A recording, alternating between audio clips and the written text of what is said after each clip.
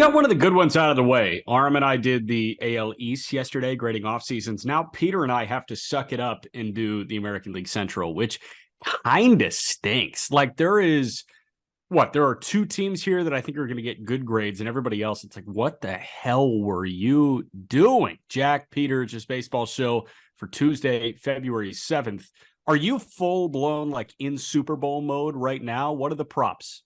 Yeah, we just did a prop episode on Not Gambling Advice where Colby and we went through quarterbacks, running backs, wide receivers, first touchdown score, anytime touchdown score. That episode is currently live on the show Not Gambling Advice, of course, which will then break into MLB coverage every single day. But yeah, I'm in Super Bowl mode, but my number one priority is always baseball. I'm a baseball first guy. It's my first love. It's my passion. Football is a fun thing to do in the offseason. We've been doing very well in it, but nothing is better than baseball. And to that point, while the Super Bowl is fun, I do like grading these off seasons just a little bit more. I'm a freak. You're a freak. This is the Just Baseball Show. Welcome to it. Yeah. So I see like coin toss stuff on some books. What's an octopus? I don't know. It says, will there be an octopus? Yes, plus 1,400. No, minus 5,000. I don't know what an octopus is. Couldn't tell you either. Can you bet on you can bet on like Gatorade usually in Anthem time? Yeah, and there's been some line movement. Gatorade. A lot of sharp bets are on green/yellow. Who gives a shit? I'm sorry. And did you hear the hoopla about the national anthem? I guess. Who's doing it? The line is set. Yeah, it's Chris Stapleton. The line is set at 2 minutes and 3 seconds. That's and I guess anthem. Every country singer has gone under this except for one. And it was the male country singer. Chris Stapleton, again, is a male country singer. So a lot of people are looking towards the over on the national anthem. But dude, I mean, what are we supposed to do? The people that have these interests, I read a book, get a better hobby. Yeah, but that's what people are going to say when we're grading the Kansas City Royals offseason. And I'm going to be on over half runs and RBIs for Martin Maldonado in the playoffs, which is going to smack. So if you make fun of them, you got to make fun of me. And you got to make fun of yourself a little bit. I make fun of you all the time. And not only do I not take myself seriously, I actually view myself as like a D minus grade human. I'm working on it. I'm trying to get to like a B minus, and end goal is the B minus by like age 65, 70. I'd give you an A plus, my friend. Thanks, Chief. All right, let's jump into the Cleveland Guardians here. Cleveland actually had a really solid offseason IMO. I will attach a letter grade to it here in a moment, but they're big moves. They add Josh Bell in free agency, 2-year, $33 million deal. They add Mike Zunino on a 1-year, $6 million deal. Then the rest of it is just kind of filling out the organizational depth. So you add Touki Toussaint and Roman Quinn as minor league free agents. You do trade from a surplus in Nolan Jones. He goes to Colorado. And of course, Mike Zunino replacing Austin Hedges, who you lost in free agency. They didn't do much because nothing really departed. Hedges, while a good defensive catcher, hit what? 110, 150, 160. He was the worst hitter in baseball. So you part ways with him and you sign a guy who is slightly worse defensively, but gives you exponentially more potential offensively in Zunino, likely to be a backup for Bo Naylor here. And then Josh Bell, you do add some slug in the middle of the order here. Before I attach a grade to it, I loved what they did because they didn't have to do much and they did the two things that they needed to do. So I agree and disagree. I agree with the premise that they didn't have to do much because of what they have on their current roster. But what I see is a fourth starter of Aaron Savali and a fifth starter of Zach Plesac. I wish they could have added a decent arm. While they do have, and you're going to rattle off the guys that they have in the minor leagues that are currently coming up, and they have some guys in the back end of the bullpen who have made starts before, most notably a guy like Eli Morgan. But I have a feeling Eli Morgan is going to be making most of his appearances out of the bullpen, maybe as an opener because he was so much better as a bullpen arm than a starter. So yes, were the moves they made good for the team? Yes, that's why it's not a C. But in my opinion, I gave them a straight B. I give the Guardians a B for this offseason. And the Okay. reason being is I do wish they did more, but it's not a C, it's not a D.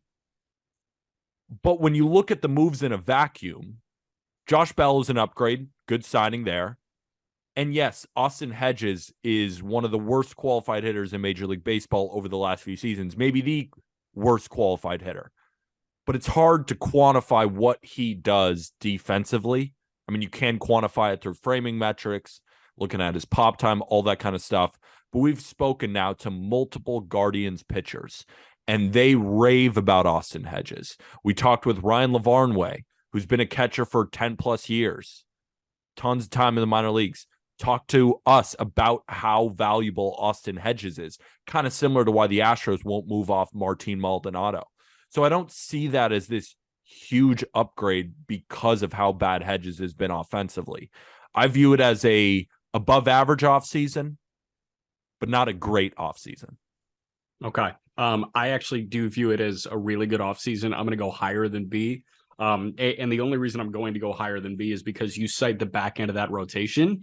And to that, I say they may have 9 or 10 guys that are AAA caliber that could be taking starts from Plesac and Savali. I don't want Plesac and Savali making starts. And I don't know which of these, like 2 of these 9 guys are going to click, but here are guys that can make starts for the Cleveland Guardians in 2023 and early. I'd argue the first month or 2 of the season. Xavier Curry, who we've already seen make his major league debut. Joey Cantillo, when healthy, when he's on the field, he's great. Hunter Gaddis, who really struggled when he did get up to the major league level, but he got up to the major league level. Connor Pilkington got up to the major league level. Touki Toussaint is going to give it a go in Columbus. We'll see what happens. We know that he's a really talented arm. Is he entirely over the hill? Obviously, they have the quantity of starting pitching depth to negate Touki Toussaint if need be. Logan Allen is one of their top pitching prospects. Peyton Battenfield is pitchability out the ass. Tanner Bybee and Gavin Williams have the chance to start guns blazing in AAA and get up quick. And then Tanner Burns is a guy that I love, mid-90s pitchability. And then you've got more guys in double. Espino is going to be healthy to start this year. Doug Nikhazy, Tommy Mace, Mason Hickman, former Vandy guy. There are so many starting pitchers here that you can give a shot. I was thinking like, okay, probably best that they didn't go sign a 4 to a 2-year deal. If you were going to go get anybody, I honestly think a 1-year deal would have made some sense, like a Matt Boyd or a Zach Greinke. I'm happy they didn't do anything pitching wise instead of commit to a 2-3 year deal for a guy that might be taking starts away from some of these young, more exciting arms. I get that. I totally do. And I also don't want to completely disrespect Plesac and Savali because I'm not saying that they are trash. I'm not saying that they are bad pitchers. It's just we are now at a spot with the Guardians where I'm holding them to a higher standard, and they deserve to be held to a higher standard after winning the AL Central last year, going toe-to-toe with the New York Yankees. Unfortunately, I don't think anyone would have beaten the Astros, but the Guardians would have given them their all. They beat the Tampa Bay Rays, so they should be held to that level of standard. And having Plesac and Savali making these starts, while they do have the prospects down there in AAA who could end up making an impact, you don't rely on them. You just listed all of them, and there's only a few names that I truly would take over Plesac and Savali next year. And if you have all of this depth, we talk about the Guardians have one of the best farm systems. There's only 5 spots in the rotation. So you named all those guys. Why couldn't they package a couple of them, maybe with an offensive piece, to go get a legit starter to pair behind Bieber, McKenzie, Quantrill? Why couldn't they have done that? That's what would have raised this offseason to me instead of just addressing a couple of needs when they didn't do enough to, in my opinion, compete with the Yankees or the Astros or a team like the Blue Jays. Okay, but what are the starting pitching options right now? Like, name me a starting pitcher that is available trade-wise. Well, Pablo Lopez was available. You know, I'm sure you could, I don't know, Starting pitchers become available at the trade deadline. The best arms on bad teams, they become available at the trade deadline. It's a lot harder to move for a starting pitcher with no urgency in January and February than it is when teams are willing to blow shit up in July. I think that Cleveland is going to be active this June and July, and I think that we always say that though. We always say that though. So and they never are. Yeah, like I wish Sean Murphy was on this team, but I'm happy that Bo Naylor's going to get at bats. Like they're running a race that they're accustomed to. And this is the same exact conversation I had with Arm about Tampa yesterday, where, if I were to grade this Tampa offseason relative to other Tampa off seasons, because they're at they're running a different race than the rest of Major League Baseball because they're so low budget. They're not going to commit to anybody off the roster except for Zach Eflin. Like it was probably an A off season for Tampa, but you lower it to a C plus because when you got to compare it to the Blue Jays and Yankees, Tampa didn't do shit. Cleveland, when you compare it to the rest of the league, I still think they did a good job filling their holes. I think this was an A-plus offseason for the race that Cleveland runs, but because you have to compare it to the rest of the league, I give them an A-minus. They had one glaring issue. They didn't hit homers. They got two guys that can hit homers. Feel good about it. I think that's fair. I just think if we are comparing it to the rest of the league, getting Mike Zunino and Josh Bell can't constitute anything in the A range, and I wouldn't even constitute it a B plus. That's why I think they got better. And maybe we have a different grading system as well. Like, in my opinion, they got better. They didn't make big splashes. They filled some holes, but they weren't flashy. They didn't gamble anything. So I'm giving them a B. It was a perfectly good offseason. You're pretty Randy Jackson, or you're pretty Simon Cowell. I'm pretty Randy Jackson. There we go. That's fair. American Idol references. Welcome to the Just Baseball Show. Boom. The White Sox. They add Andrew Benintendi to the largest deal in White Sox history, 5 years, $75 million. They signed Mike Clevenger, where shit has hit the fan. Is anyone surprised? 1 year, $12 million. This guy sucks as a person. He's sucked for a long time, and this should be the nail in the coffin. I don't want to see him throw an inning for the Chicago White Sox. We'll see what happens because my understanding is it's a guaranteed deal for Clevenger. So I don't want to see that piece of shit throw, but it sounds like he's going to throw if he's allowed to by Major League Baseball. They added Victor Reyes as a minor league free agent. Victor Reyes, while on a minor league free agent deal, is currently slotted on the bench on opening day for the White Sox. They add Nick Avila in the Rule 5 draft. They sign Keenan Middleton, Billy Hamilton, Jake Marisnick in free agency. They lose their franchise cornerstone, Jose Abreu, Johnny Cueto, Josh Harrison, Elvis Andrus, and AJ Pollock in free agency. D. Just a reminder for anyone new listening to the Just Baseball Show, my good friend Jack McMullen is a White Sox fan. So if he comes across anything, it's coming from a good place in his heart, or maybe now a dark place in his heart because he's upset. And it's understandably so. I'm a bit more optimistic on this offseason because I don't blame the White Sox for Mike Clevenger, what he did after he got signed. They didn't know. No team knew. And he now did it it's before he got out. signed.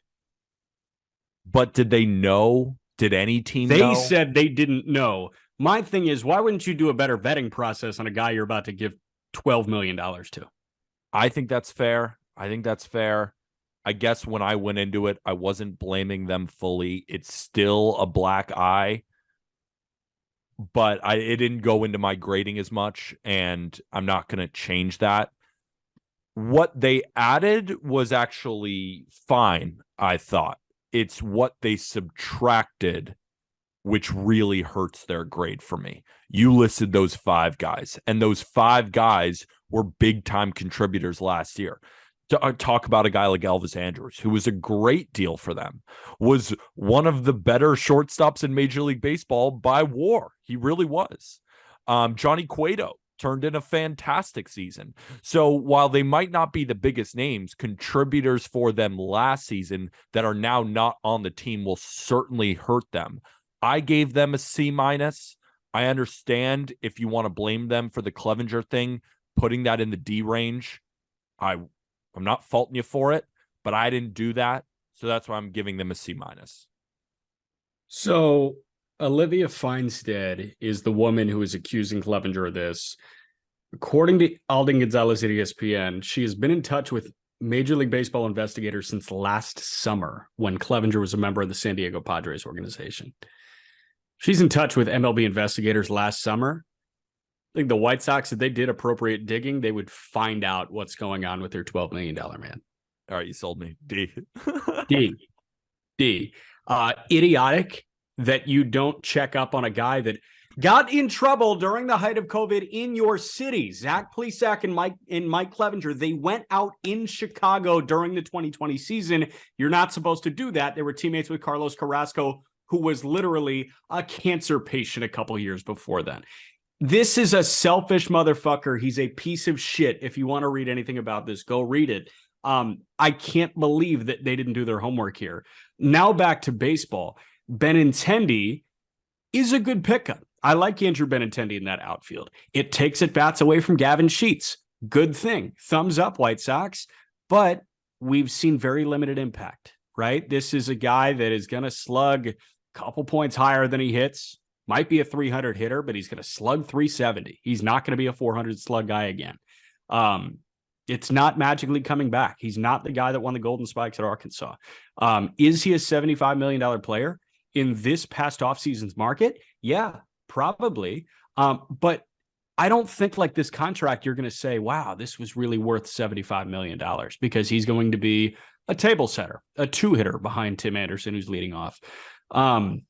Yeah, I think that a lot more fell off of this roster than what they added back, and they're relying on guys to take a step up, where if we've learned anything about the White Sox over the last 2-3 years, A, they can't stay healthy, and B, you can't rely on anybody really stepping up because you're going to get Jekyll and Hyde seasons from Yoan Moncada and Jekyll and Hyde seasons from Yasmani Grandal.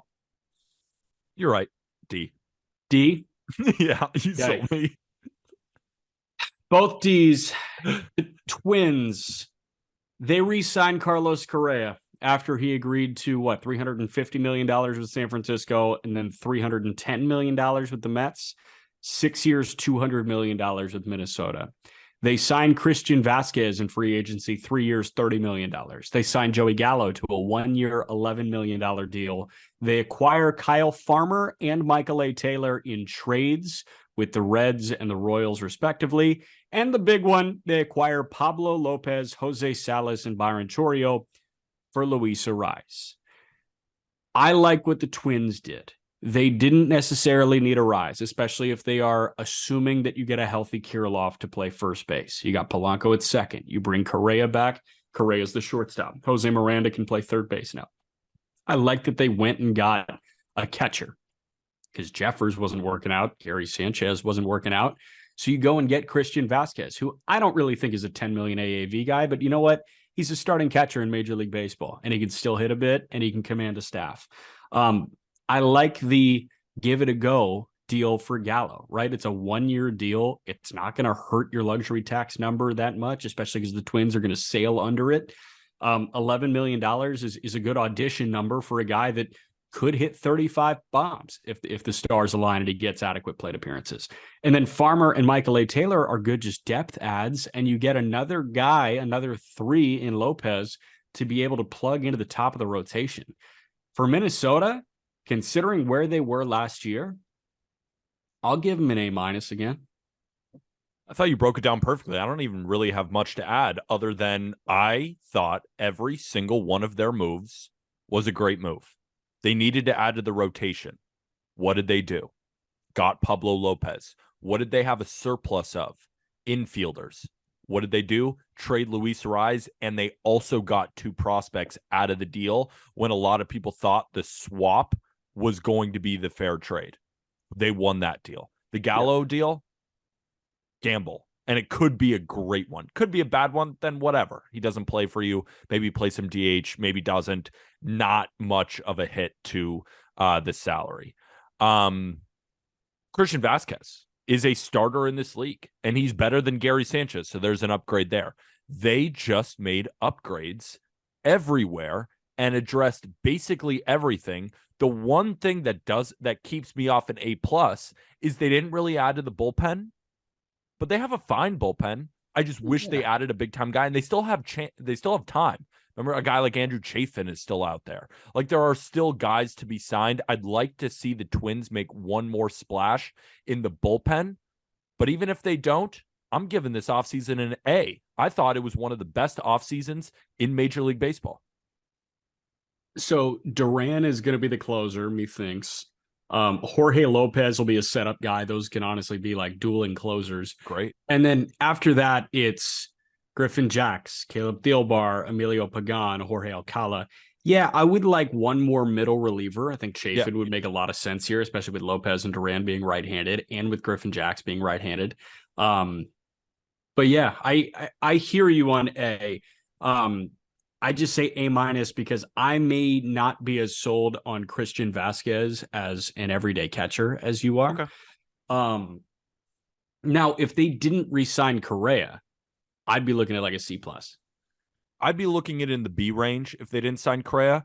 But look at what the market was. They just saved $135 million. I mean, there's incentives there that could push him up to 275. And I know, like, if I'm the Twins, I want him to hit every single incentive. Correct. Because that means he stayed on the field. And if he stays on the field, he's well worth $275 million. We talked at the beginning of this offseason that Correa should be a $300 million plus guy. He's one of the best shortstops in Major League Baseball. And you got him for $135 million less than what the Giants offered him, $115 million less than what the Mets offered him.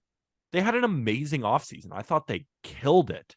Yeah. Really excited for this front office. They've been just slowly building and building. Now, are they going to win the division? I still think the Guardians are, but I think this is the year they overtake the White Sox and ultimately finish second in this division and end up being a decent contender. Just because they don't really have the top end pitching talent of the White Sox, I do think that the White Sox finish second because I think the lineups are very comparable. But I do hear what you're saying. So as of right now, I gave the Guardians an A-. Peter gave him a B. We both gave the White Sox Ds. I gave the Twins an A-. Peter gave the Twins an A. Now we jump to the two duds. The Royals added Jordan Lyles in free agency, 2-year, $17 million deal. They add Zach Greinke back, 1 year, $8.5 million. Ryan Yarbrough, 1 year, $3 million. They had Aroldis Chapman to that bullpen, 1 year, $3.75 million. They trade Michael A. Taylor for pitching prospects to Minnesota. They trade Adalberto Mondesi to Boston for left-hander Josh Taylor. And then they sign Johan Camargo, Ryan Goins, Matt Beatty, Matt Duffy as minor league free agents. It's just a nothing burger. Like, what? They have no pitching, so what do? They go sign Jordan Lyles, Ryan Yarbrough, and Zach Greinke?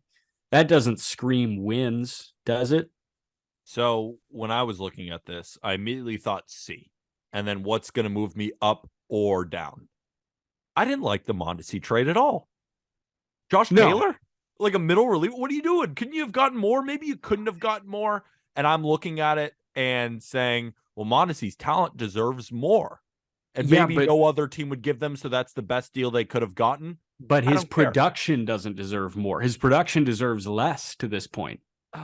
Maybe, I guess, but there's talent in there. I feel like they could have gotten something better than Josh Taylor, maybe a minor leaguer with some potential there, kind of a swap for swap of potentials. I just wish they got something a little bit better. So I moved it down to a C-.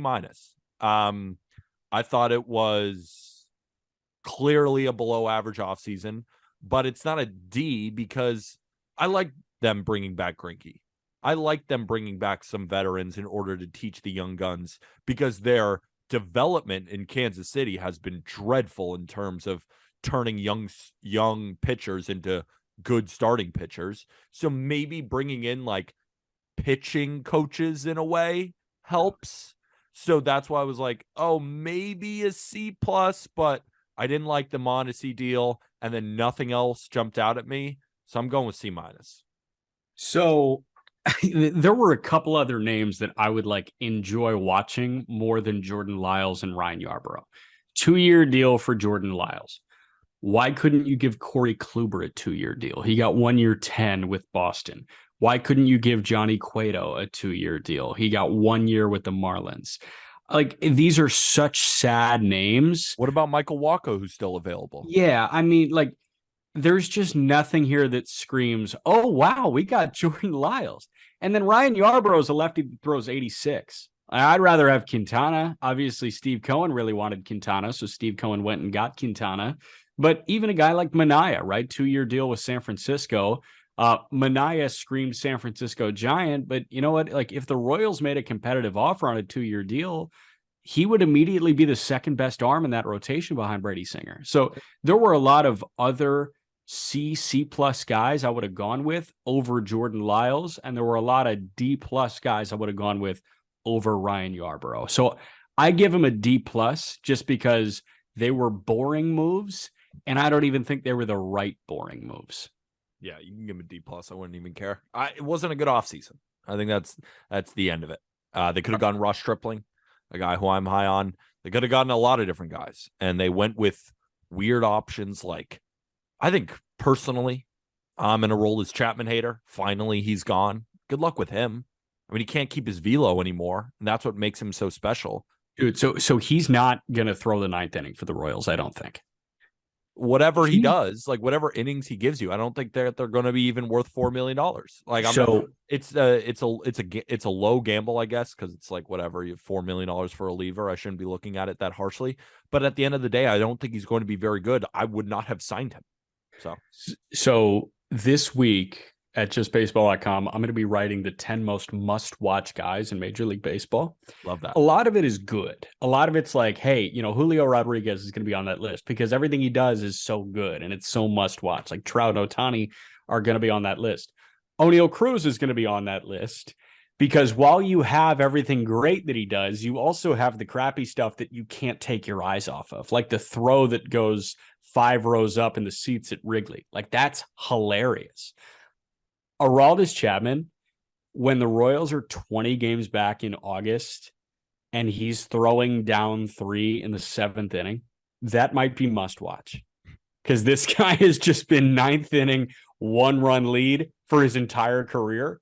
And now we're watching a shell of Aroldis Chapman throw a meaningless inning in a meaningless game. It's going to be kind of hilarious. And I might have to tune into that. Yeah, fuck that. I ain't watching any of that shit. No Dude, way. No way. Cool. Let's fun. talk about an actual watchable product like the Detroit Tigers. So let me just say, I went to IUPUI, Wisconsin, Green Bay this past Saturday. Okay. They're, I think, 2 of the 5 worst teams in college basketball by like the net rankings in KenPom. It was so much fun. So that's how I feel about watching Aroldis Chapman in the 7th. All right. I gave him a D plus. Peter gave him a C minus. Now we'll talk about the Tigers. The Tigers add Matt Boyd in free agency to a 1-year, $10 million deal. They add Michael Lorenzen to a 1-year, $8.5 million deal. Big trade. They acquire Nick Maton, Donnie Sands, and Matt Vierling for Gregory Soto and Cody Clemens. Soto and Clemens went to Philly. They traded cash considerations for Tyler Nevin. They add Mason Englert in the Rule 5 draft. They add Cesar Hernandez as a minor league free agent. They claim catchers Mario Feliciano and Michael Papirski off waivers.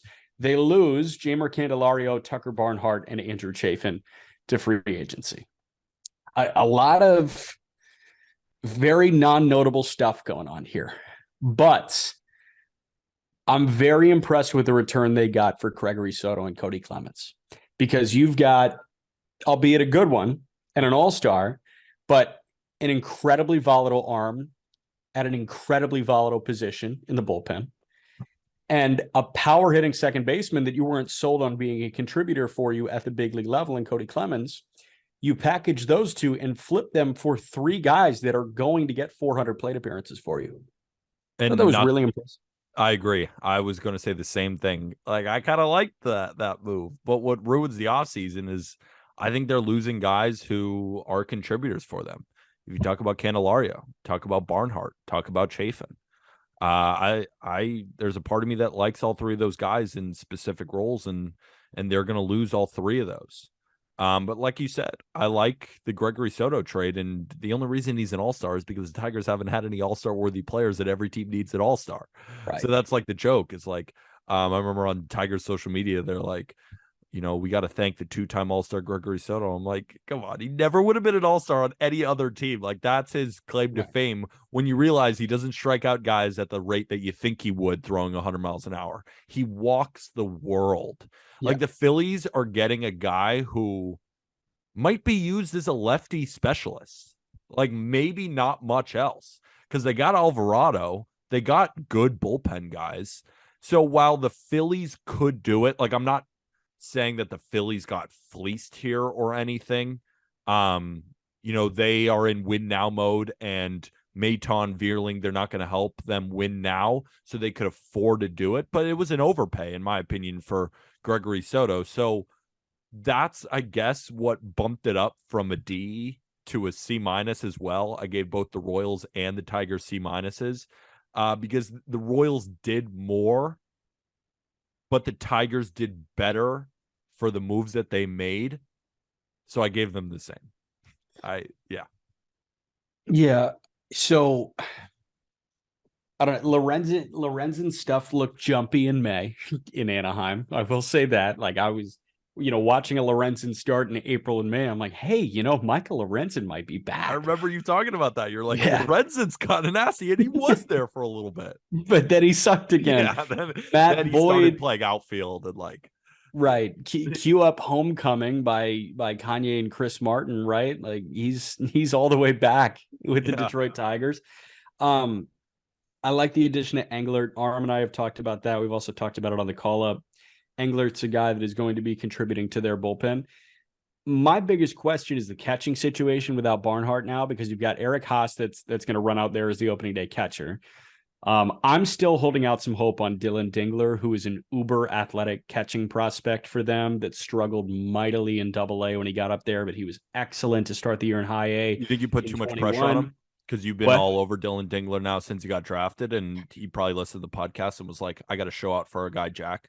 Dingler is a level of public figure where he cannot feel pressure from a podcast host. I don't know. You put a lot of pressure on guys. I put a lot of pressure on Hyun-Il Choi, a 21-year-old right-hander in the Dodgers organization that threw I think he threw 75 pitches in a start that he made against Fort Wayne in High A in 21, and it was like he threw 68 strikes in 75. It was insane. It was the craziest thing I've ever seen. And how did he do last year? I think he was hurt the entire year. I'm not blaming you, but things are. You're kind of blaming me, and I'm blaming myself. I'm just putting the puzzle pieces where they may. Hyun-Il Choi has my face on a dartboard in every home that he lives in. I'm just saying, don't underrate your influence on some of these guys. Yeah. Dingler, if you want to put my face on a dartboard, I'm fine with that. If that gets you up to the show and gets you a 900 OPS. I agree. Because it's not like you're a hater. You're just putting too much pressure on them to perform right now. Yeah, it's tough love. It's tough love. It's a lot of tough love. I'm still holding out hope for Dingler. I do like the two waiver pickups. And this is so, oh my God, Jack, get a hobby. But Feliciano and Papierski. Papierski had a couple of auditions at the major league level, right? It was San Francisco and then it was Cincinnati. He was originally an Astros guy. I like Papierski. Big body, kind of fits that prototypical build of the modern catcher that you're looking for. He's just never hit enough to stay. And then Feliciano is a guy that can hit. He was a notable prospect for the Brewers even last year. So I think that they have good stopgaps, hoping that Dingler pans out. This isn't a good farm system. So I don't know what the 1-year deal helps with. I was hoping that they were going to go get a starting pitcher on a multi-year deal, especially with Mize out, and I have no idea what's going on with Tarek Skubal. What'd you give him? C-? C-. Yeah, like I'll give him a C. I thought it was just fine. Yeah. I was looking at the D range and looking, well, I like the Gregory Soto trade, so I'm going to give them a C-. Somewhat different from the Royals, where I thought they made a lot of moves, so I pushed them to a C, but I didn't love all the moves, so they're down to a C-. And that's where the Tigers and the Royals meet, right in the 71% range of an offseason. Good job. You are a baseball team. Congrats. There we go. I just watched Banshees of Inisherin, which was nominated for Best Picture. I just watched it on HBO Max. Highly recommend if you're in on some sweet Irish accents. And if you're not, go check out the Call Up podcast with Aram doing prospect stuff all the time. And of course, Jack tends to hop on. If you're in need of some Super Bowl bets or just want to hear the gentleman talk some football, head over to Not Gambling Advice. The Super Bowl props episode is live, and the Super Bowl game picks will be available on Wednesday. Check out Show and Go podcast with our guy Jack McMullen, as well as former big leaguer, actually current big leaguer. He's still playing around, Taylor Davis. And we have a new fantasy baseball podcast called Just Fantasy Baseball. If you remember our guy Colby, he's our analytics guru. Him and Clay Snowden, who's our Reds writer and fantasy baseball lover, they have a fantasy baseball podcast, and they will be hopping on ours to give fantasy baseball rankings, but they're diving into everything heavily. So go check out that show. And of course, all content will be available on justbaseball.com. World Baseball Classic coming, fantasy baseball, college baseball, and all of our top 10s are coming here on the Just Baseball Show. If you have been enjoying our podcast and want to support, make sure to get yourself some Just Baseball merch in the episode description. We have hats, we have sweatshirts, we have athletic tees, we have the whole nine. But if you don't want to spend a dime, we completely understand. If you would be so kind to rate and review this podcast 5 stars, whether it be on Apple Podcasts or Spotify, it helps our show a ton. And if you're on Apple, make sure to write a review. Let us know what you're enjoying about the podcast, or any tips that you have, any ideas, send them our way. And with that, thank you, everybody.